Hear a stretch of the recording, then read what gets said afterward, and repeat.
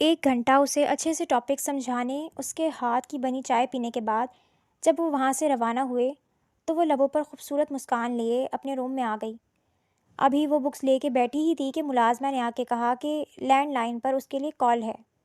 وہ سیڑھیاں اتر کر نیچے آئی، فون اٹھایا تو آگے سے جو آواز اور الفاظ اسے سننے کو ملے اس نے اس کے رگوں پہ میں سنسناہٹ پیدا کر دی۔ وہ سنسی ہو گئی۔ ختم ہو گئی پروفیسر صاحب سے ملاقات؟ خاصے طنزیہ انداز میں کہا گیا۔ کیا ہوا؟ ڈر گئیں؟ اس کی خاموشی پہ دوسری طرف سے پھر طنز ہوا۔ میرے پرسنل معاملات سے آپ کا کوئی لینا دینا نہیں، یہ بتائیں کیوں فون کیا ہے؟ اگلے ہی پل وہ ناگواری سے کہہ رہی تھی، 5 بجے آپ کو میرے پروڈکشن ہاؤس آنا ہے، اس کے لیے 4:30 بجے میرا ڈرائیور آپ کو پک کرنے آئے گا، وہ تحکم برے انداز میں کہہ رہا تھا۔ اس کے نئے حکم پہ فاطمہ عبد الرحمن تلملا اٹھی۔ کیا مطلب ہے آپ کا؟ کیوں آؤں میں؟ اسکرین ٹیسٹ لینا ہے آپ کا، دوسری طرف سے اطمینان بھرے انداز میں کہا گیا۔ کیا؟ کیسا ٹیسٹ اور کس لیے؟ وہ سمجھ نہیں پائی۔ فلم کے لیے ہوتا ہے یہ۔ تو مطلب آپ میری نیکسٹ فلم کی ہیروئن ہوں گی نا، تو فلم میں کام کرنے سے پہلے اسکرین ٹیسٹ لیا جاتا ہے، وہی لینا ہے آپ کا، وہ سمجھانے والے انداز میں بولا۔ بھاڑ میں جائے آپ کی فلم اور آپ کا ٹیسٹ، میں نہیں آؤں گی۔ سمجھ کیا رکھا ہے آپ نے مجھے؟ میں کوئی غریب مجبور لڑکی نہیں جس کو آپ بلیک میل کریں گے۔ اسٹیٹس میں آپ کے ہم پلہ نہ صحیح مگر کم بھی نہیں ہوں، دوبارہ مجھے فون کیا تو پولیس میں کمپلین کر دوں گی۔ وہ جو بابا کے آنے کا انتظار کر رہی تھی کہ جب تک بابا نہیں آ جاتے تب تک اسے ٹالے رکھنا ہے، یعنی سجی دکھا کے وقت آنے پہ کبھی مارنی ہے۔ اس وقت غصے میں بھول گئی کہ ابھی وہ تنہا بابا کے بنا اس شخص سے نہیں نمٹ سکتی، سو غصے کی زیادتی میں اسے پہلے دن کی طرح انکار کر گئی۔ سوچ لیں مس فاطمہ عبد الرحمن، اگر آپ نہ آئیں تو میں خود آپ کے گھر آ جاؤں گا ٹیسٹ لینے، وہ اپنی بات پہ زور دیتے ہوئے بولا۔ Go to hell with your taste, غصے میں ریسیور پٹخ دیا، بلکہ ایک ریڈر پر الٹا کر رکھ دیا۔ کھولتی ہوئی وہ گیٹ پر گئی جو چوکیدار کو ہدایت دی کہ کسی شخص کو گھر میں نہ گھسنے دے۔ آج گھر میں بوا بھی نہیں تھی، ان کے ایک رشتے کی بہن جو کہ کسی دور دراز کے گاؤں میں رہتی تھی انتقال کر گئی تھیں۔ 3-4 گھنٹے کا سفر تھا۔ بوا جاتے وقت تذبذب کا شکار تھیں کیونکہ وہ فاطمہ کو اکیلے چھوڑ کر نہیں جانا چاہ رہی تھیں، مگر جانا بھی ضروری تھا، ایک ہی رات کی تو بات تھی، سو فاطمہ نے انہیں مطمئن کر کے بھیج دیا تھا۔ صبح سویرے پہنچنے کا کہہ کے وہ چلی گئی تھیں۔ وہاں سے مطمئن ہو کے وہ مون کا انتظار کرنے لگی جو کہ آنے والا تھا۔ 10 منٹ بعد وہ آ گیا تو فاطمہ نے اسے لنچ کرانے کے ساتھ خود بھی کیا۔ لنچ کے بعد وہ اپنے کمرے میں کمپیوٹر پر گیم کھیلنے لگ گیا، جبکہ فاطمہ کچھ دیر سونے کی غرض سے لیٹ گئی۔ 4 بجے اس کی آنکھ کھلی۔ نماز ادا کرنے کے بعد وہ بک لیے لان میں چلی آئی۔ مون وہاں پہلے سے کھیل رہا تھا۔ فاطمہ نے اس سے اپنا اسکول بیگ لانے کو کہا۔ مون کو ہوم ورک کروانے کے بعد وہ اپنے پیپر کی تیاری کرنے لگی۔ رات کے کھانے کے بعد اس نے مون کو اس کے کمرے میں سلا دیا۔ مون کا روم اس کے روم کے بالکل ساتھ ہی تھا، درمیان میں ایک دروازہ تھا۔ پڑھتے پڑھتے وہ شاور لینے کی غرض سے اٹھی۔ شاور لے کے گیلے بالوں کو تولیے سے خشک کرتے وہ جیسے ہی اپنے روم میں انٹر ہوئی، اس کا اوپر کا سانس اوپر اور نیچے کا نیچے رہ گیا۔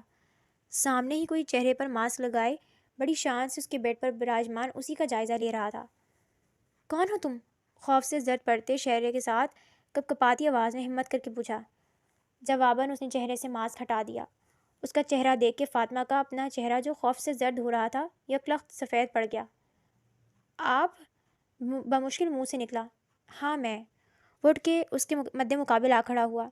وہ گھبرا کے ایک قدم پیچھے ہٹ گئی اور چور نظروں سے دروازے کی طرف دیکھا جسے وہ آتے وقت ہی لاک کر چکا تھا۔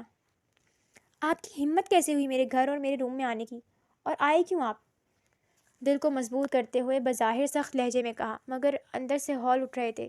جو شخص چوکیدار اور باقی نوکروں کی موجودگی میں اس کے گھر آ گیا، گھر کیا آرام سے بیڈ روم تک بھی پہنچ گیا، اسے کچھ بھی بعید نہ تھا کہ وہ مزید کیا کرے گا۔ آپ نے ہی مجبور کیا یہاں آنے پر محترمہ۔ وہ اس کے دلکش چہرے اور بھیگے بھیگے سراپے کو بغور دیکھ رہا تھا۔ بلیک کیپری کے ساتھ لان کاٹن کی وائٹ شرٹ پہنے ہوئے تھی وہ، جس کا آگے کا گلا بھی گہرا تھا، اوپر سے اس کے بالوں سے رستے پانی اور بھیگے بدن کی وجہ سے چپک گئی تھی۔ وہ پہلی بار اسے بنا دوپٹے کے دیکھ رہا تھا، سو نظریں پھسلتی ہی جا رہی تھی۔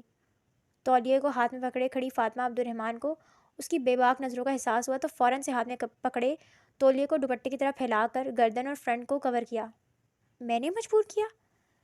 اسکرین ٹیسٹ کے لیے بلایا تھا نا آپ کو، آپ نے آنے سے انکار کر دیا تو میں نے سوچا خود جا کے لے لیتا ہوں اسکرین ٹیسٹ، وہ بھی آپ کے بیڈ روم میں۔ اچھا ہوا آپ نے پروڈکشن ہاؤس آنے سے انکار کر دیا، کیونکہ بیڈ روم میں جتنے اچھے طریقے سے ٹیسٹ لیا جا سکتا ہے وہ کسی اور جگہ نہیں۔ لفظ بیڈ روم پر خاصا زور دیتے ہوئے وہ مسکرایا۔ فاطمہ عبد الرحمن کی ریڑھ کی ہڈی میں سرسراہٹ ہوئی۔ وہ سیریس تھا، مذاق کر رہا تھا یا اسے ڈرا رہا تھا، وہ سمجھ نہیں پائی۔ دیکھیے، پلیز آپ یہاں سے چلے جائیے، کل میں خود آپ کے آفس آؤں گی۔ وہ اکیلی تھی، اکیلے کمرے میں اس کے رحم و کرم پر تھی، سو اس شخص کا مقابلہ نہیں کر سکتی تھی، اس لیے بہتر تھا کہ اسے نرمی سے ہینڈل کرتی اور جانے پر مجبور کرتی۔ کیوں؟ مجھے کیوں بھگانا چاہتی ہو؟ اس پروفیسر کے ساتھ تو 1 گھنٹہ اکیلے کمرے میں خوب انجوائے کیا ہے۔ دونوں کے درمیان حائل 2 قدموں کے فاصلے کو ختم کرتے وہ اس کے بے حد قریب ہوا اور ہاتھ بڑھا کے اس کی گیلی لٹ کو چھوتے ہوئے بولا۔ فاطمہ عبد الرحمن کو کرنٹ لگا، اس کی بات اور حرکت دونوں نے اسے سن کر دیا۔ دور ہٹو گھٹیا انسان، اور بکواس بند کرو اپنی، وہ چیخی اور تھپڑ دے مارا۔ اگرچہ یہ کوئی بھاری تھپڑ نہیں تھا، نازک ہاتھ سے پڑا تھا، ہلکا ہی تھا، مگر اس تھپڑ نے آہل سکندر خان کو بری طرح مشتعل کر دیا تھا۔ چند سیکنڈ گال پر ہاتھ رکھ کے اس نے حیرانی سے سامنے کھڑی اس نازک حسین لڑکی کی ہمت کو دیکھا، جو کہ بند کمرے میں اس کے رحم و کرم پر کھڑی اتنی بڑی جرأت کر گئی تھی۔ اس کی آنکھوں سے شرارے پھوٹنے لگے۔ اگلے ہی پل اس نے اس نازک لڑکی کو اس بری طرح جھنجھوڑ ڈالا جیسے توڑنے کا ارادہ ہو۔ تمہاری ہمت کیسے ہوئی آہل سکندر پر ہاتھ اٹھانے کی؟ کیا سمجھتی ہو خود کو؟ بہت پارسا ہو تم، اور ہم شوبس والے بیڈ کریکٹر کے ہوتے ہیں۔ بہت اکڑ ہے تم میں، بہت غرور ہے اپنے حسن پر۔ ابھی اور اسی وقت تمہارا غرور توڑتا ہوں، پر کاٹتا ہوں تمہارے۔ اکیلے کمرے میں پروفیسر کے ساتھ وقت گزارنا اچھا لگتا ہے، اور میں جو کہ سپر سٹار ہوں، جس کے پیچھے لاکھوں لڑکیاں پاگل ہیں، میں پسند نہیں تمہیں، مجھے انکار کرتی ہے۔ آج کے بعد تم اس قابل ہی نہیں رہوگی کہ انکار کر سکو۔ اس کی آنکھوں سے نکلتی شعلوں کی لپیٹیں فاطمہ کے وجود کو جیسے جلا دینا چاہتی تھیں۔ وہ خاصے جارحانہ انداز میں بولتا اسے بیڈ کی طرف لا رہا تھا، جبکہ فاطمہ عبد الرحمن اس کی چٹانوں جیسی سخت گرفت میں کسی پرندے کی طرح مچل کے پھڑپھڑا رہی تھی۔ آہل سکندر کے الفاظ اور عزائم خطرناک تھے۔ فاطمہ عبد الرحمن کے اندر کوئی سرد لہر سی اتر گئی۔ وہ چیخ رہی تھی، مگر کوئی فائدہ نہیں تھا، کیونکہ اس کا روم ساؤنڈ پروف تھا۔ زندگی میں پہلی بار اسے اپنے روم کے ساؤنڈ پروف ہونے کا افسوس ہوا، مگر وہ پاگل لڑکی یہ نہیں سوچ رہی تھی جو شخص دھڑلے سے اس کے بیڈ روم میں پہنچ سکتا ہے تو یقیناً پہلے اس نے باہر کوئی انتظام کیا ہوگا۔ اگر روم ساؤنڈ پروف نہ بھی ہوتا تو بھی کوئی نہیں آ سکتا تھا اس کی مدد کے لیے۔ اس وقت غصے کی آگ میں جلتا وہ انسانیت سے بے بہرا لگ رہا تھا۔ وہ اس وقت اس کی گرفت میں خود کو قطعی بے بس محسوس کر رہی تھی۔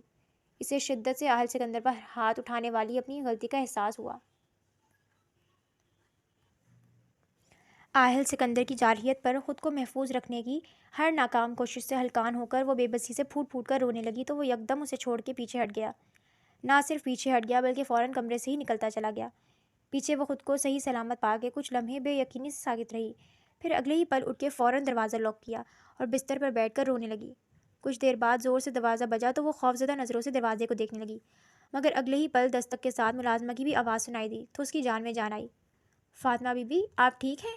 اس کے دروازہ کھولنے پہ ملازمہ نے گھبرائے ہوئے لہجے میں استفسار کیا۔ ہاں ٹھیک ہوں، خود کو کمپوز کرتے ہوئے جواب دیا۔ اس نے آپ کو کوئی نقصان تو نہیں پہنچایا جی؟ ملازمہ نے کھوجتی ہوئی نظروں سے دیکھتے ہوئے کہا۔ نہیں، لیکن وہ آیا کیسے اندر؟ چوکیدار کو منع کیا تھا نا میں نے کہ کسی شخص کو اندر نہ آنے دے، پھر وہ کیسے گھس آیا؟ اس نے یاد آنے پر غصے سے پوچھا۔ فاطمہ بی بی، وہ 3 لوگ تھے، ان کے پاس بندوقیں تھیں، زبردستی گھس آئے تھے۔ پہلے انہوں نے سراج کو مارا اور پھر اسے مالی اور مجھے اور ہم تینوں کو ڈرائنگ روم میں بٹھا کے ہمارے اوپر بندوقیں تانے کھڑے رہے، اور پھر ایک ماسک والا بندہ آپ کے کمرے کی طرف گیا۔ ہمیں معاف کر دے بی بی، ہم چاہ کے بھی انہیں روک نہیں سکے۔ ملازمہ نے تفصیل بتاتے ہوئے شرمندہ سے لہجے میں صفائی دی۔ ٹھیک ہے، جاؤ تم۔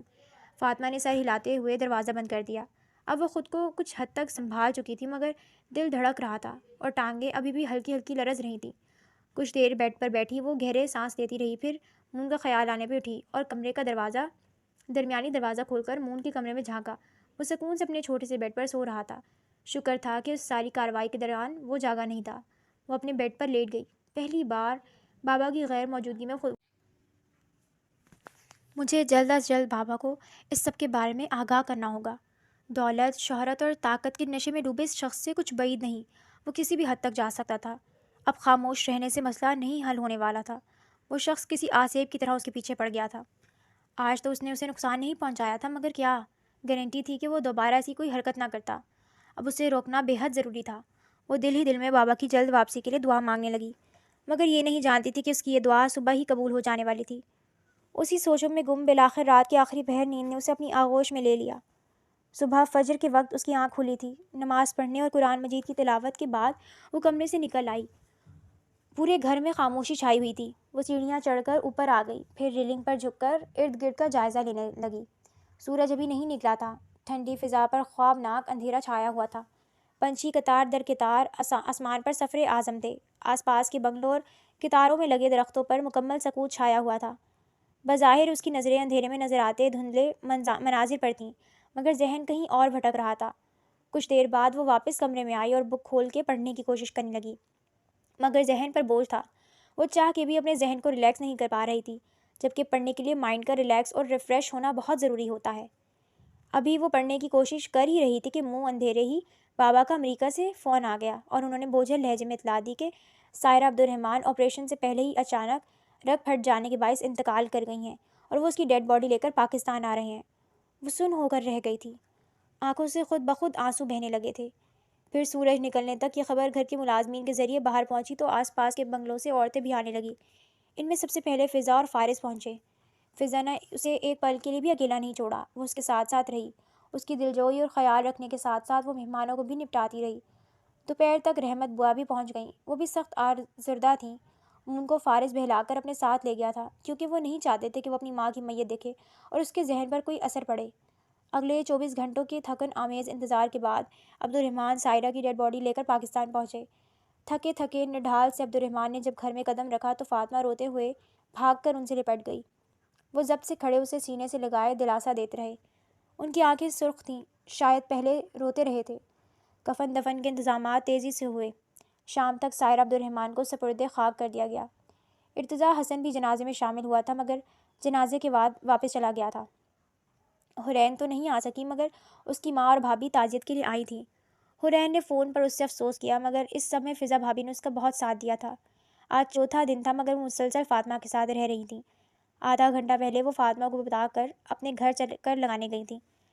15 منٹ بعد جب وہ واپس آئیں اور فاطمہ کو سوتے ہوئے پایا تو کچن میں جا کے بوا کی ہیلپ کرنے لگیں، جو چوتھے دن سے مسلسل کچن میں لگی ہوئی تھیں۔ کیونکہ عبدالرحمن صاحب کا حلقہ احباب خاصا وسیع تھا، سو تعزیت کے لیے آنے والے مہمانوں کا خاصا رش لگا ہوا تھا۔ فاطمہ اٹھ گئی سو کر تم؟ فضا بھابھی روم میں آتے ہوئے بولی۔ جی بھابھی، آپ ہو آئی اپنے گھر سے؟ فاطمہ جو ابھی بھی باتھ روم سے شاور لے کر نکلی تھی، ہیئر ڈرائر سے بال ڈرائی کرتے ہوئے بولی۔ کاسنی رنگ کے سوٹ میں اس کا نکھرا نکھرا گلاب جیسا چہرہ اور دلکش سراپا خوب جچ رہا تھا۔ ہاں ہو آئی ہوں، فارس اور حسن بھی میرے ساتھ آئے ہیں، ڈرائنگ روم میں بیٹھے ہیں، انکل نے تمہیں بلانے کو کہا ہے۔ ارتضیٰ سر آئے ہیں؟ ڈرائر کا بٹن بند کرتے اس نے چونک کر بھابھی کو دیکھا۔ ہاں فی الحال تو سائرہ آنٹی کی تعزیت کے لیے ہی آئے ہیں، اس نے کچھ زو معنی انداز میں کہا۔ فی الحال مطلب؟ الجھ کر پوچھا۔ کچھ نہیں، آؤ چلیں، انہوں نے ہلکا سا مسکرا کے ٹالا۔ تو فاطمہ نے بھی ان کے زو معنی لہجے پر توجہ نہ دی اور سلیقے سے سر کو دوپٹے سے کور کرتی وہ فضا بھابھی کے ساتھ ڈرائنگ روم میں آئی تو ارتضیٰ جو فارس کے ساتھ سامنے ہی صوفے پر بیٹھا تھا، فاطمہ عبدالرحمن کو دیکھتے ہی اس کی آنکھیں خوشی سے چمک اٹھیں۔ نظروں کا تبادلہ ہوا، فاطمہ نے فوراً نظر جھکا لی۔ اگرچہ وہ ہینڈسم تھا، مگر فاطمہ عبدالرحمن اس شخص کے عشق میں مبتلا ہرگز نہیں تھی، مگر اس سے متاثر ضرور تھی اور دل میں عزت بھی بے تحاشا تھی اس کے لیے۔ پھر جب سے اس نے پرپوز کیا تھا اور اپنے جذبات اس پر آشکار کیے تھے، تب سے وہ اس شخص کو دل میں جگہ دے چکی تھی۔ اب یہ دل ایک الگ ہی طرز میں ارتضیٰ حسن کے لیے دھڑکنے لگا تھا۔ وہ اسے طرف نظریں اٹھا کر دیکھ نہیں پا رہی تھی، کیونکہ اس کی نگاہوں سے جھلکتی چاہتوں کی سرخیاں اسے نروس کر رہی تھیں۔ اس کی اس نروسنس کو فضا اور فارس بغور نوٹ کر رہے تھے۔ کئی بار فارس نے معنی خیز شرارتی نظروں سے ارتضیٰ کی طرف دیکھا بھی، مگر وہ نظر انداز کر گیا۔ ارتضیٰ کی چمکتی ہوئی نگاہیں وقفے وقفے سے فاطمہ پر ہی اٹھ رہی تھیں، جو ان کے سامنے والے صوفے پر بیٹھی تھی، اور فضا فارس کی باتوں کے جواب میں ہاں کر رہی تھی، مگر خود پر ارتضیٰ سر کی اٹھنے والی نگاہوں کی تپش کو بھی بخوبی محسوس کر رہی تھی۔ ارتضیٰ پہلے تو وقفے وقفے سے اسے دیکھ رہا تھا، مگر پھر فارس کی معنی خیز نگاہوں کو سمجھتے اس نے اپنی بے اختیاری کو کنٹرول کر لیا اور پہلے کی طرح سنجیدہ نظر آنے لگا۔ عبدالرحمن صاحب اس وقت وہاں نہیں تھے، وہ اپنی کوئی کال سننے باہر گئے تھے۔ کچھ دیر بعد عبدالرحمن صاحب وہاں آئے تو ارتضیٰ حسن کے سنجیدہ چہرے پر اور بھی سنجیدگی چھا گئی۔ فارس بھی سنبھل کر بیٹھ گیا۔ فارس، فضا اور عبدالرحمن ہی آپس میں باتیں کرتے رہے، جبکہ وہ دونوں زیادہ تر خاموش بیٹھے رہے۔ عبدالرحمن کو ارتضیٰ کافی پسند آیا تھا۔ جب انہیں یہ پتہ چلا کہ وہ اسی یونی میں پڑھاتے ہیں جس میں ان کی بیٹی پڑھتی ہے تو انہوں نے خوشی کا اظہار کیا۔ آدھا گھنٹہ وہ لوگ بیٹھے رہے، پھر ان کے جانے کے بعد فاطمہ بھی اٹھ کر اپنے کمرے میں آ گئی۔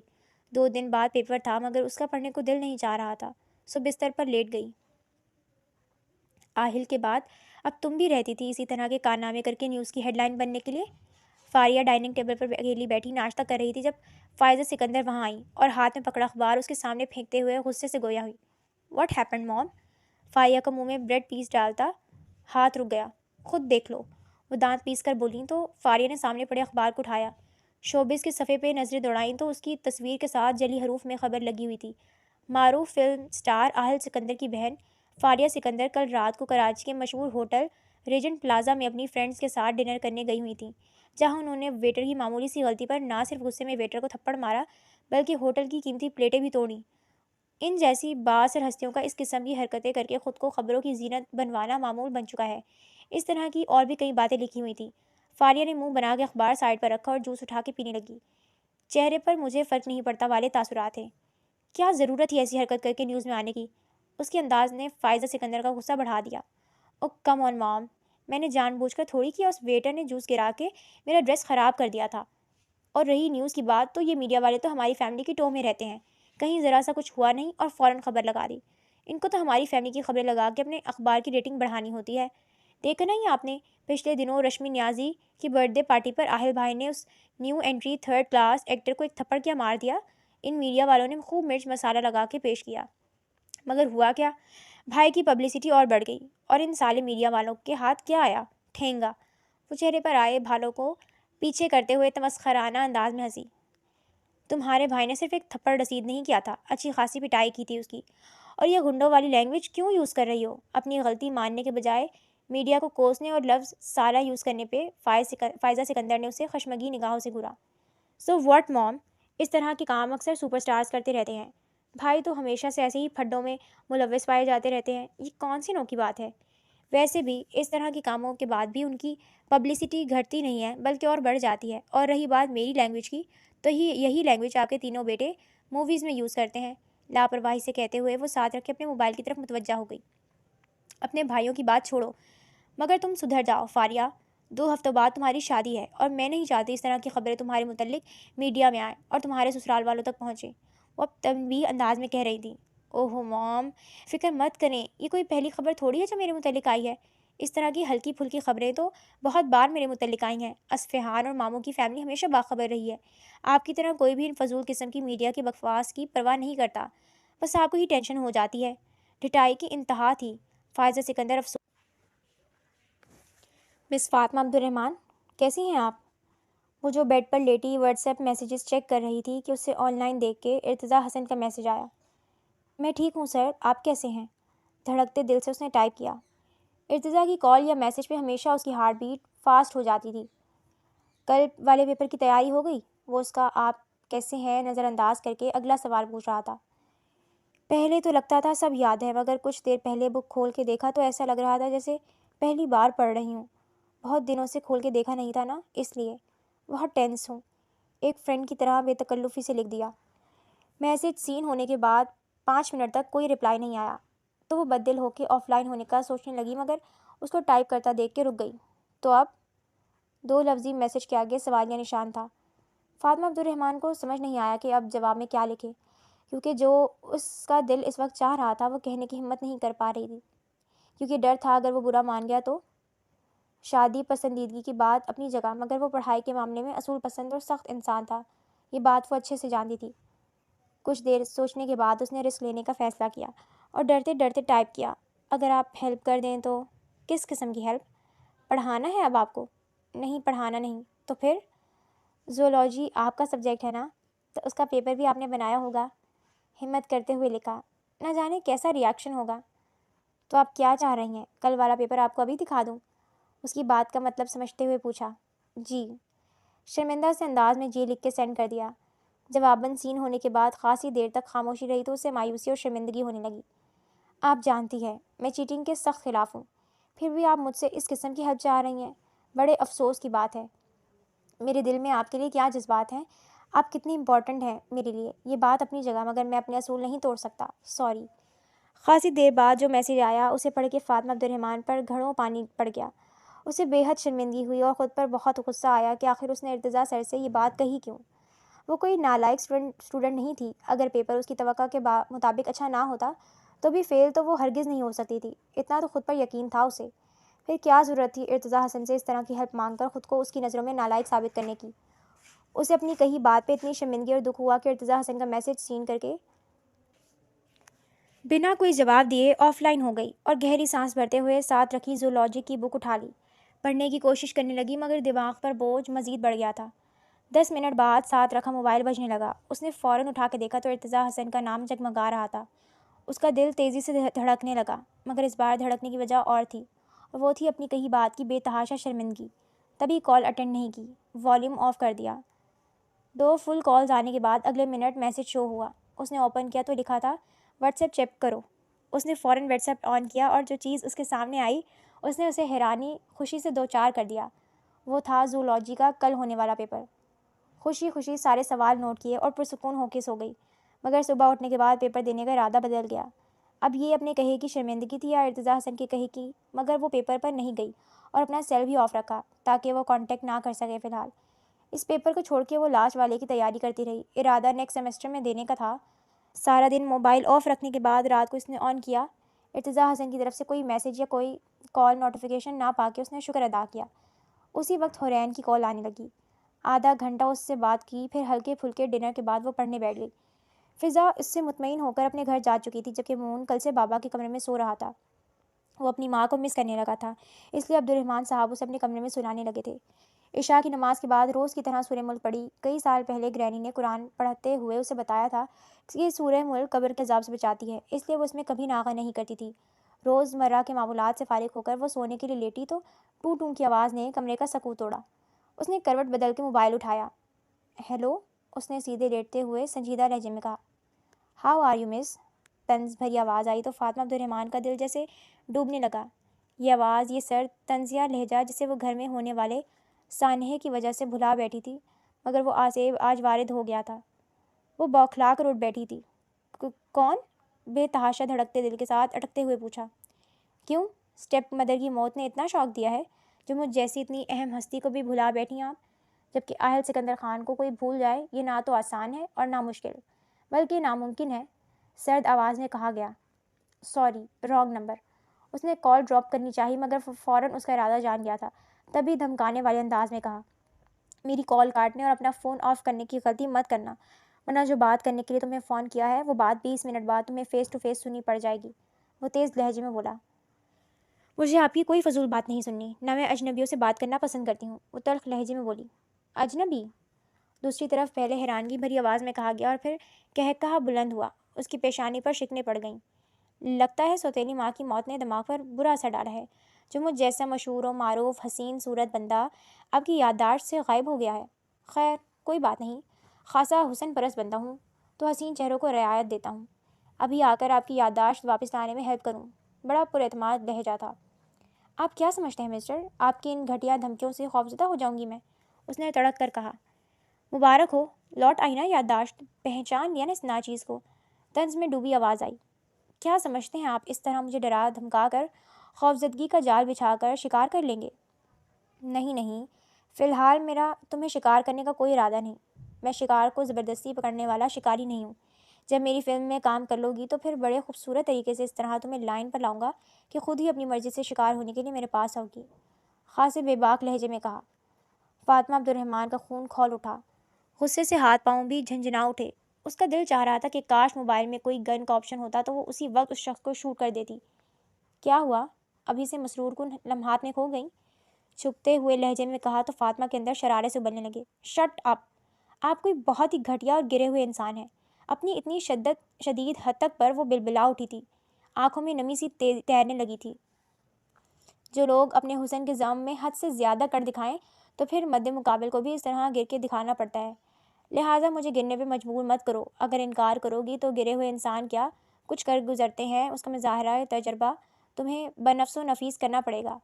لہجہ چٹانوں جیسی سختی سموئے ہوئے تھا۔ شوبز کی بظاہر چمکتی دمکتی رنگین مگر اندر سے غلیظ دنیا میں رہنے والے آپ جیسے شرابی بیڈ کریکٹر اور اخلاق سے گرے ہوئے انسان سے ہر کمینگی کی توقع کی جا سکتی ہے۔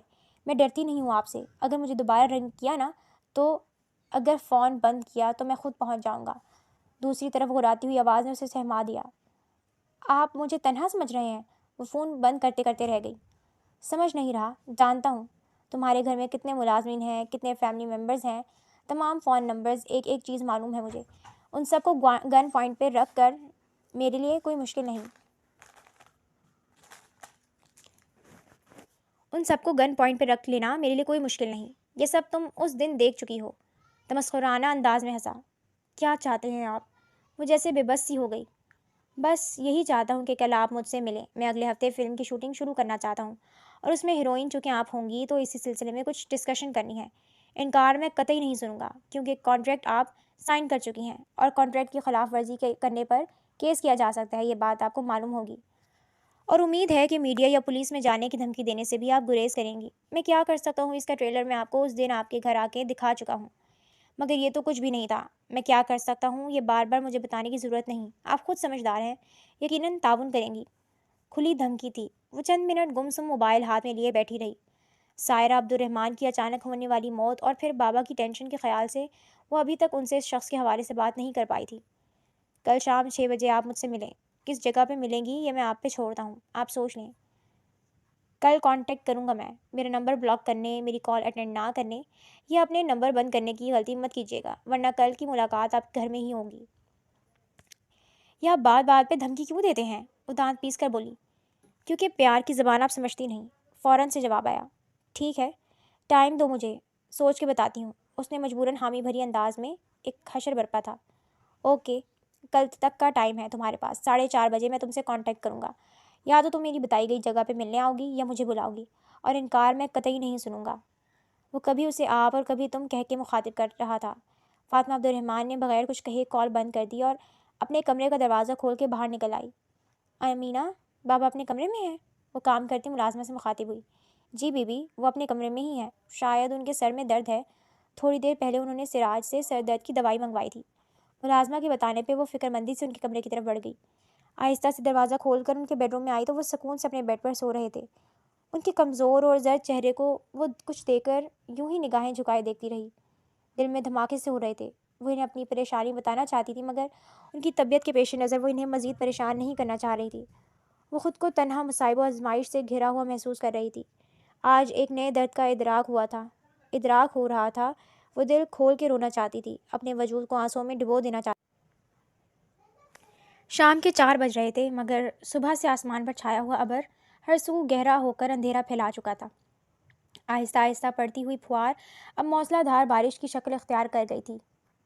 عبد الرحمن علی کل رات سے بخار میں مبتلا تھے۔ فاطمہ بہت ٹائم سے انہی کے کمرے میں موجود تھی۔ ان کو دوائیں کھلانے کے بعد ان کے اوپر کمبل اڑایا۔ سامنے گلاس وال سے نظر آتا سرسبز خوشنما لان کا منظر بے حد دلکش لگ رہا تھا۔ بارش میں نہاتے پھول اور پودے نکھر آئے تھے۔ پورا گھر سناٹے میں ڈوبا سا لگ رہا تھا مگر اس سناٹے میں باہر پانی کے شور کی صدائیں تھیں۔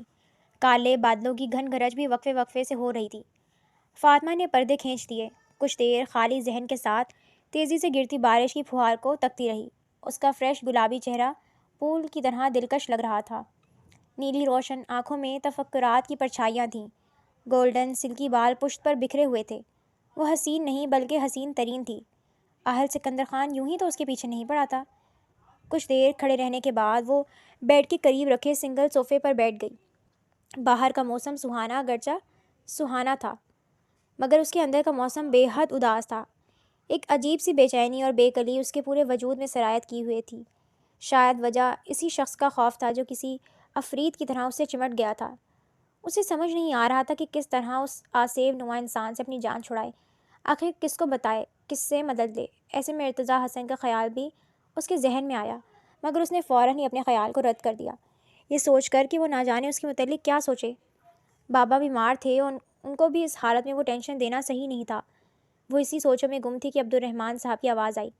بیٹا، کچھ دیر آپ بھی آرام کر لیتی، میری بیماری نے تو آپ کو سخت پریشان کر دیا ہے۔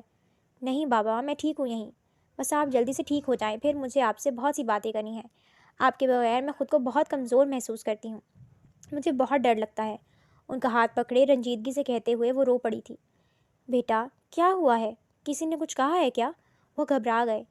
فاطمہ نے جلدی سے اپنے آنسو صاف کیے۔ نہیں بابا، بس آپ کی بیماری کی وجہ سے پریشان تھی۔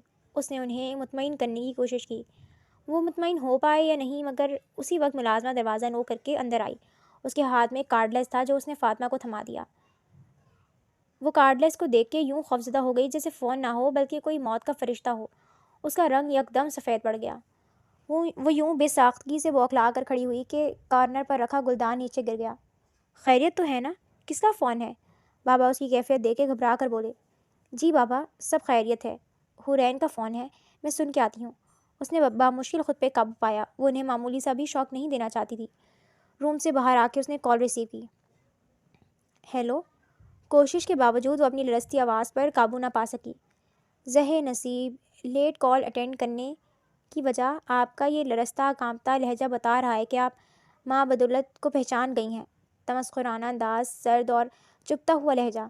کچھ دیر پہلے جس آصیب کے خوف کا وہ شکار تھی، یہ وہی آصیب تھا۔ قوت گویائی سے محروم ہو گئی ہیں کیا؟ اس کی خاموشی پر گہری چوٹ کی۔ نہیں، بولیں آپ۔ اس کے گلابی لبوں میں جنبش ہوئی۔ شکر ہے۔ دوسری طرف سے پھر طنز کیا گیا۔ ہاں جی، تو مس فاطمہ عبدالرحمن، پھر کیا سوچا ہے آپ نے؟ آپ آئیں گی مجھ سے ملنے یا میں آؤں؟ وہی سوال جس کا اسے خوف تھا۔ جواب میں وہ کچھ بول بھی نہیں پائی۔ کیا ہوا؟ سکتہ ہو گیا کیا؟ اس کے کچھ نہ بولنے پہ وہ چپتے ہوئے لہجے میں بولا۔ نہیں، ایکچولی موسم خراب ہے اور میرے فادر بھی بیمار ہیں، تو میں کوئی ابھی کے ابھی ملنے کا نہیں کہہ رہا، اور بند کریں فضول کے بہانے بنانا۔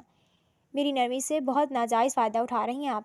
اس نے کمزور سے لہجے میں ٹالنا چاہا، مگر وہ فوراً اس کی بات کاٹتا ہوا درست لہجے میں بولا۔ دماغ تو ٹھیک ہے آپ کا؟ کون سی نرمی؟ کون سا ناجائز فائدہ؟ کیوں فضول میں ہاتھ دھو کے پیچھے پڑ گئے ہیں میرے؟ کیا تک بنتی ہے یہ کہ آپ کسی کو بلیک میل کر کے زور زبردستی اپنی فلم میں کام کروانے پر مجبور کریں؟ بہت برداشت کر لیا میں نے۔ صاف صاف سن لیں، اگر میرا پیچھا نہیں چھوڑا، مجھے اس طرح دھمکاتے ہراس کرتے رہے تو میں خاموش نہیں بیٹھوں گی۔ اس کی برداشت کی حد ختم ہو گئی تھی۔ سو ہذیانی انداز میں چیخ پڑی تھی۔ اچھا، کیا کر لو گی تم؟ وہ گھرا کر بولا۔ میڈیا میں جاؤں گی، پولیس کے پاس جاؤں گی، کیس کروں گی آپ کے اوپر، اغوا کرنے، فلم کے کانٹریکٹ پر زبردستی سائن کروانے، میرے گھر میں زبردستی گھس کر مجھے ہراس کرنے اور دھمکیاں دینے پر۔ جانتے ہیں آپ، اگر ایک بار میں آپ کا یہ گھٹیا چہرہ منظر عام پر لے آئی نا، تو یہ جو نام نہاد عزت اور شہرت ہے نا آپ کی، جس پر بڑا غرور ہے آپ کو، یہ پہلے کی طرح نہیں رہے گی، اور جو فین فالوئنگ ہے نا آپ کی، اس میں بھی خاصی کمی آ جائے گی۔ اچھا، کون یقین کرے گا آپ کی باتوں پر محترمہ؟ ایسے تو کئی لوگ میرے خلاف آ کے میڈیا میں پبلک کے سامنے بولتے ہیں، اگر وہ سچے بھی ہوں تو بھی ان کی بات پہ یقین نہیں کیا جاتا، کیونکہ ایک سپر اسٹار پہ اس طرح کے الزامات لگانے کا مطلب صرف اور صرف اپنی پبلسٹی کروانا ہوتا ہے۔ کوئی ثبوت ہے تمہارے پاس؟ وہ تمسخرانہ انداز میں ہنسا۔ ہاں ہے میرے پاس، آپ کی تمام کال ریکارڈنگز ہیں۔ آپ کے خلاف پریس کانفرنس کروں گی۔ یہ تمام کال ریکارڈنگز جن میں آپ نے مجھے دھمکیاں دی ہیں اور غیر مہذب باتیں بولی ہیں نا، سب میڈیا میں دے دوں گی۔ وہ لہجے کو مضبوط بناتے ہوئے بولی۔ اچھا، اگر ایسا کرو گی تو کیا تم بچ جاؤ گی مجھ سے؟ وہ لوگ کہاں تک بچو گی؟ کیسے بچا پاؤ گی خود کو؟ تمہیں تمہاری فیملی سمیت برباد کر دوں گا۔ گویا وہ کسی انسان کی نہیں، اژدہے کی پھونکار تھی۔ زہر اسے اپنے جسم میں سرایت کرتا ہوا محسوس ہوا۔ وہ شخص واقعی ٹھیک کہہ رہا تھا۔ اگر وہ اس کا دشمن بن جاتا تو وہ اس سے ٹکر نہیں لے سکتی تھی۔ اس کا مقابلہ کرنا اس کے بس کی بات نہیں تھی۔ فاطمہ عبدالرحمن کا دل جیسے ڈوبنے لگا تھا۔ اس شخص سے دشمنی وہ افورڈ نہیں کر سکتی تھی۔ تبھی مصلحت آمیز انداز اپناتے ہوئے کہا، دیکھیں، میں آپ کی فلم میں کام نہیں کر سکتی، پلیز میری مجبوری کو سمجھنے کی کوشش کریں۔ میں خود کو نمائش کے لیے اسکرین پر پیش نہیں کر سکتی۔ اس کے علاوہ آپ کو فلم کے لیے جس قسم کی بھی ہیلپ چاہیے، آئی پرومس میں انکار نہیں کروں گی۔ میم، میں آپ کو اسکرین پر ہی تو لانا چاہتا ہوں۔ آپ کا چہرہ بنا ہی اسکرین کے لیے ہے۔ ایک بار میری بات مان لیں، پھر دیکھیے گا آپ کو خود بھی یہ سب کتنا اچھا لگے گا۔ لاکھوں چاہنے والے، بے حساب دولت، شہرت، اس سب کا نشہ بہت سحر انگیز ہوتا ہے۔ آپ کو بھی اس سب کی عادت پڑ گئی نا، تو یہ سب جو ابھی آپ کو بہت برا لگ رہا ہے، بعد میں بہت ہی اچھا لگے گا۔ روز نہ جانے کتنے لڑکے لڑکیاں ہیرو ہیروئن بننے کے خواب لیے میرے پروڈکشن ہاؤس کے ارد گرد منڈاتے رہتے ہیں، جبکہ آپ کو یہ نعمت گھر بیٹھے مفت میں مل رہی ہے۔ پھر بھی ناشکری کر رہی ہیں آپ۔ اب کہ اس نے قدرے نرم لہجے میں قائل کرنے کی کوشش کرتے ہوئے یوں کہا جیسے کوئی بہت ہی نیک کام کی آفر کر رہا ہو، جسے ٹھکرا کے وہ اپنے ساتھ برا کر رہی تھی۔ مجھے نہیں چاہیے سب، مجھے سب میں کوئی دلچسپی نہیں۔ آپ یہ آفر کسی اور کو دے دیں اور میرا پیچھا چھوڑ دیں پلیز۔ بائیں ہاتھ کی پشت سے دائیں گال پہ پھسلتے آنسو کی قطرے کو صاف کرتے ہوئے اس نے جیسے بے بسی سے درخواست کی۔ اوکے، مگر پیچھا چھوڑنے کا مجھے کیا ملے گا؟ خلاف توقع بہت آرام سے بولا۔ اتنے بڑے سپر سٹار ہیں آپ کو کس چیز کی کمی ہے؟ وہ ترش لہجے میں بولی۔ کمی تو کوئی نہیں ہے، لیکن اگر آپ چاہتی ہیں کہ میں آپ کا پیچھا چھوڑ دوں تو پھر ایک ڈیل کر لیں مجھ سے۔ کیسی ڈیل؟ وہ بے تحاشا دھڑکتے دل کے ساتھ بولی، کیونکہ اس گھٹیا شخص سے کسی صاف ستھری ڈیل کی امید تو ہرگز نہیں کر سکتی تھی۔ ایکچولی جو چیز مجھے پسند آ جائے میں اسے فوراً حاصل کر لیتا ہوں۔ آپ بھی مجھے پسند آ گئی ہیں، لیکن میری ایک عادت ہے، چاہے وہ چیز مجھے کتنی ہی پسند کیوں نہ ہو، اس کو زیادہ عرصہ نہ استعمال کرتا ہوں اور نہ اپنے پاس رکھتا ہوں۔ یعنی مسئلہ یہ ہے کہ میرا دل جلدی بھر جاتا ہے۔ اگر تم کچھ ٹائم میرے ساتھ خفیہ طور پر اسپینڈ کر لو تو ہو سکتا ہے کہ میرا دل تم سے بھر جائے اور میں تمہارا پیچھا چھوڑ دوں۔ جیسا کہ اسے امید تھی کہ کوئی گھٹیا ہی بات کہے گا، ویسے ہی ہوا۔ وہ سنسی ہو کر رہ گئی۔ تم شوبس والے باہر سے پالش اور اندر سے غلیظ ہوتے ہو۔ اپنی بہن کو بھیجو گے کسی کے پاس ٹائم اسپینڈ کرنے کے لیے؟ جتنے آرام سے وہ مسئلے کا حل بتا رہا تھا، فاطمہ عبد الرحمن نے بھی اسی قدر آرام سے مگر نہایت نفرت بھرے انداز میں کہا، اور بنا اس کی کوئی اور بکواس سنے کال کاٹ کر بابا کے کمرے کی طرف بڑھ گئی۔ ہیلو، کیسی ہیں آپ؟ لائبریری میں مطالعہ کرتی فاطمہ عبد الرحمن نے بھاری دلکش آواز سن کر بوکھلا کر اس کی طرف دیکھا۔ براؤن پینٹ اور وائٹ شرٹ میں وہ پہلے سے بھی زیادہ وجیح لگ رہا تھا۔ کالی گہری آنکھوں میں چاہت کا ایک جہاں دکھائی دے رہا تھا۔ آپ؟ وہ شدید بھوکھلاہٹ کا شکار ہو گئی، کیونکہ اس کی کم از کم لائبریری میں موجودگی کی توقع تو اسے ہرگز نہیں تھی۔ جی میں، کوئی بھوت دیکھ لیا آپ نے کیا؟ جس قدر خوفزدہ ہو رہی ہیں، وہ دلچسپی سے اس کے گالوں کی سرخی اور چہرے کے دلکش رنگوں کو دیکھ رہا تھا اور اس کی کیفیت بھی سمجھ رہا تھا۔ فاطمہ عبد الرحمن نے بوکھلا کے ادھر ادھر دیکھا۔ امتحانات کی وجہ سے لائبریری بھری ہوئی تھی اور لائبریرین سمیت تمام کے تمام لوگ ان کی طرف متوجہ تھے۔ کئی اسٹوڈنٹ حیرت اور رشک آمیز نگاہوں سے دیکھ رہے تھے، کیونکہ ایک سنجیدہ مزاج، اصول پسند، سخت گیر وائس چیئرمین صاحب، جن کو دیکھ کر اسٹوڈنٹس کا حلق تک خشک ہو جاتا ہو، ان کی اچانک سے لائبریری میں تشریف آوری اور ایک گرل اسٹوڈنٹ سے مسکرا کے بات کرنا سب کے لیے باعث تعجب تھا۔ نو سر، ایسی تو کوئی بات نہیں، اس نے جلدی خود پہ قابو پا لیا۔ آپ یہاں؟ ساتھ ہی سوالیہ نظروں سے اسے دیکھا۔ لائبریری کے وزٹ پہ آیا ہوں۔ آپ مجھے یہ بتائیں، آپ مجھ سے چھپ رہی ہیں یا مجھے اگنور کر رہی ہیں؟ واٹس ایپ پہ آپ آن لائن نہیں ہو رہی اور نمبر بھی آپ کا نہیں مل رہا؟ انہوں نے قدرے آہستہ آواز میں پوچھا۔ سر بعد میں بتاؤں گی، ابھی آپ پلیز، فاطمہ عبد الرحمن نے کن اکھیوں سے ادھر ادھر دیکھتے ہوئے کہا۔ مطلب تھا کہ فی الحال آپ یہاں سے جائیے۔ اوکے، آپ اسٹڈی کریں، رات کو کال کروں گا لازمی بات کرنا۔ وہ بھی اس کی بات کا مطلب اور اس کی نروسنس کی وجہ سے سمجھ گیا تھا۔ تبھی لائبریرین کی جانب بڑھ گیا، جو اس کے انتظار میں اپنی سیٹ پر سے اٹھ کر کھڑا تھا۔ وہ بے حد تیش کے عالم میں لابی سے گزر کر اپنے پرائیویٹ روم میں داخل ہوا۔ باہر استقبالیہ پر بیٹھے فراز نے اسے اتنے شدید غصے میں دیکھ کر جھجری سی لی۔ نہ جانے کون باعث بنا تھا ان کے اس قدر اشتعال کا۔ سر جھٹک کر وہ کمپیوٹر کی جانب متوجہ ہو گیا تھا۔ فرقان بھائی رکیں۔ 20 منٹ بعد مینیجر فرقان کو آہل کے روم کی طرف جاتے دیکھ کر اس نے آواز دی۔ کیا ہوا؟ وہ رک گیا، سوالیہ نظروں سے دیکھا۔ آہل سر کے روم میں جا رہے ہیں نا؟ میرا مشورہ ہے کہ مت جائیں، بہت غصے میں ہے، کہیں آپ پہ نہ الٹ جائیں۔ فراز نے خدشے کا اظہار کیا۔ کیا کروں؟ سر کی گرل فرینڈ باہر گاڑی میں بیٹھی ہے، انفارم کرنا تو ضروری ہے۔ چلو جو ہوتا ہے دیکھتے ہیں۔ یہ کہہ کر وہ آہل خان کے روم کی طرف بڑھ گیا۔ نوک کر کے کمرے میں داخل ہوا تو اپنی جگہ رک گیا۔ کمرے میں سگریٹ کی بدبو پھیلی ہوئی تھی۔ جوتوں سمیت دونوں ٹانگیں ٹیبل پر پھیلائے، ہاتھ میں جلتا ہوا سگریٹ پکڑے، کرسی کی بیک پر سر ٹکائے، وہ آنکھیں موندے لیٹنے کے انداز میں بیٹھا سگریٹ پھونک رہا تھا۔ سامنے رکھی کرسٹل ایش ٹرے سگریٹ کے ٹکڑوں سے بھر چکی تھی۔ کئی پیکٹ 555 کے خالی ہو کر ادھر ادھر بکھرے پڑے تھے۔ ان کی حالت بھی ان جلے ہوئے سگریٹ کے ٹکڑوں کی طرح تھی جن سے ایش ٹرے فل تھی۔ وہ بند آنکھوں سے اس کو خاموش کھڑا محسوس کر گیا تھا۔ سو سرد آواز میں پوچھا، کیا بات ہے؟ خاموش کیوں ہو؟ سر وہ باہر مس مشال آئی ہیں اور آپ کا ویٹ کر جاؤ، کہہ دو میں بزی ہوں، نہیں مل سکتا۔ سرخ آنکھوں سے اس کی طرف دیکھتے ہوئے اس کی بات کاٹی۔ Okay sir. فرقان اس کی آنکھوں سے نکلتی غصے آمیز وحشت دیکھ کے فوراً وہاں سے نکل گیا۔ ہاتھ میں پکڑی سگریٹ اس نے ایش ٹرے میں پھینکی اور اٹھ کر روم کے اندر ہی ایک کیبن میں موجود الکوہل کی بوتل نکال لایا۔ سیال مشروب کو گلاس میں اڈیل کے فوراً گھٹا گھٹ چڑھ گیا۔ آج اس کا موڈ سخت خراب تھا۔ پہلے فاطمہ عبد الرحمن کے انکار، اس کی کہی گئی بات، تم شوبس والے باہر سے پالشڈ اور اندر سے غلیظ ہوتے ہو، اپنی بہن کو بھیجو گے کسی کے پاس ٹائم اسپینڈ کرنے کے لیے، نے اس کے اندر شرارے بھر دیے تھے۔ وہ اس سے مزید کچھ نہیں کہہ پایا کیونکہ اسی وقت اس کے شو کا ٹائم ہونے والا تھا۔ صبح مشکل اپنے اندرونی خلفشار کو قابو پاتے ہوئے اپنے غصے کو دبائے وہ شور پر پہنچ گیا، مگر وہاں کچھ ایسا ہوا کہ اس دبے ہوئے اشتعال کو باہر نکلنے کا بہانہ مل گیا۔ ہوا کچھ یوں تھا کہ آج جب وہ اپنے بدنام زمانہ شو آؤ چیلنج کرو کے سیٹ پر پہنچا تو شو میں ایک بیحد بولڈ ماڈل راگنی کی طرف سے عجیب و غریب حرکتیں کی گئیں، جس پر شو میں شریک ایک دوسری کنٹیسٹنٹ نے راگنی کی ان حرکتوں کا ذمہ دار انتظامیہ کو قرار دیتے ہوئے کہا کہ شو بنانے والے راگنی سے یہ سب کانٹینٹ کے لیے کروا رہے ہیں۔ یہ سن کر آہل سکندر خان اپنے غصے پر قابو نہ رکھ سکے اور بھڑک اٹھے، انتہائی غصے سے چلاتے ہوئے کہا، آپ کے جذبات جذبات ہیں اور ہمارے جذبات کانٹینٹ ہیں؟ کیا میں یہ سب کانٹینٹ کے لیے کر رہا ہوں؟ بھاڑ میں گیا کانٹینٹ! جو حرکتیں آپ لوگ کر رہے ہیں ہم وہی دکھا رہے ہیں، لیکن آپ لوگ ہی مذاق اڑا رہے ہیں تو شرم آنی چاہیے آپ لوگوں کو۔ اس کے ساتھ ہی غصے سے آگ بگولا ہوتے ہوئے اس نے راگنی کو شو سے نکل جانے کو کہا۔ پھر شو کے اختتام پر سیدھا پروڈکشن ہاؤس آیا۔ آہل سکندر جس شو کی پچھلے 2 سال سے میزبانی کر رہا تھا، یہ ایک متنازع شو تھا۔ لوگوں کی جانب سے اس پر بہت تنقید کی جاتی آ رہی تھی، کیونکہ اس شو میں لڑکے لڑکیاں نامناسب لباس پہنے فضول حرکتیں کرتے دکھائے جاتے تھے، مگر اس کے باوجود اس کی مقبولیت دن بدن بڑھ رہی تھی۔ اس شو میں لڑکے اور لڑکیاں مشکل ٹاسک ایکسیپٹ کرتے تھے اور جیتنے والے کے لیے فلم انڈسٹری کے راستے کھل جاتے تھے۔ مثال شیرانی بھی اسی شو کے ذریعے فلم لائن میں داخل ہوئی تھی۔ اس شو کی ایک ویکلی ایپیسوڈ کے آہل سکندر 14 کروڑ وصول کر رہا تھا۔ گلاس ختم کر کے اس نے مزید ڈرنک کرنے کا ارادہ ترک کر دیا اور گاڑی کی کیز اٹھا کے باہر نکل آیا۔ شراب پینے کے بعد موڈ قدرے بحال ہو چکا تھا، سو اب ارادہ مثال شیرانی کی طرف جانے کا تھا۔ اگلے 15 منٹ میں وہ ماسک لگائے اس کے فلیٹ پر پہنچ چکا تھا۔ مثال شیرانی اسے اپنے فلیٹ پر دیکھ کر پہلے حیران اور پھر بے انتہا خوش ہوئی۔ کچھ دیر پہلے جب وہ اس کے پروڈکشن ہاؤس گئی تو اس کی طرف سے نو لفٹ کا بورڈ دیکھ کر سخت مایوس ہو کر واپس لوٹ آئی تھی، مگر اب اچانک اسے سامنے پا کر کھل اٹھی تھی۔ فلیٹ میں اس کے ساتھ اس کی سیکرٹری ٹینا رہتی تھی۔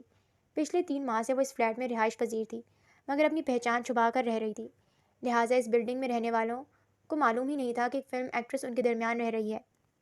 آہل سکندر کبھی کبھار وہاں آیا کرتا تھا، مگر جب بھی آتا رات میں آتا اور بنا سیکیورٹی کے۔ باہر نکلتے وقت تو وہ ہمیشہ سر پر ہیٹ اور چہرے پر ماسک لگا لیا کرتا تھا تاکہ لوگ پہچان نہ سکیں۔ اس وقت وہ دونوں بیڈ روم میں بیٹھے تھے۔